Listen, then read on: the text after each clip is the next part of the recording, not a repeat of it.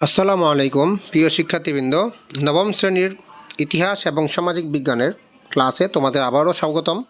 আজকে আমরা দ্বিতীয় অধ্যায় আত্মপরিচয় ও মানবিক আচরণ 15 পৃষ্ঠা থেকে আলোচনা শুরু করব। তাহলে চলো শুরু করা যাক। এই শিখন অভিজ্ঞতায় আমরা নিজেদের আত্মপরিচয় সম্পর্কে লিখব।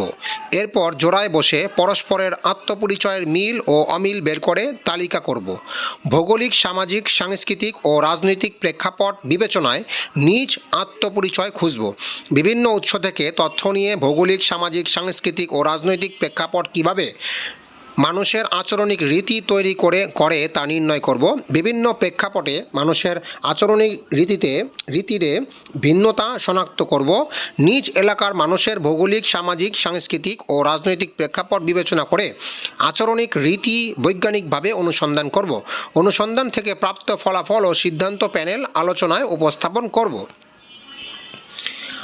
আমাদের সবারই আত্মপরিচয় রয়েছে। আমাদের একটি নাম আছে, একটি পরিবার, এলাকা, সমাজ আছে। আমাদের কিছু ভালো লাগা, খারাপ লাগা আছে। আমাদের স্বপ্ন আছে, বিশ্বাস আছে।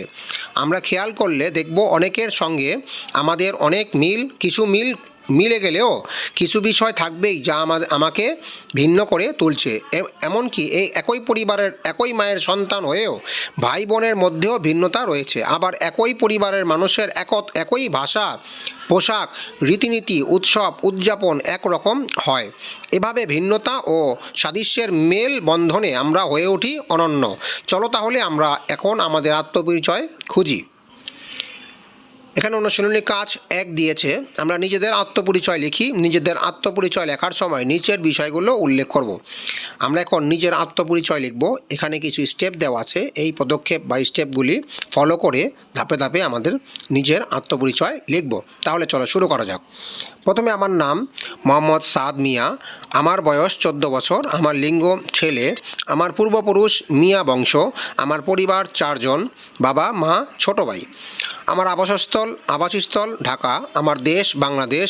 আমার ভাষা বাংলা। আমার পছন্দের খাবার ভুনা খিচুড়ি। আমার পছন্দের গান ও আমার দেশের মাটি।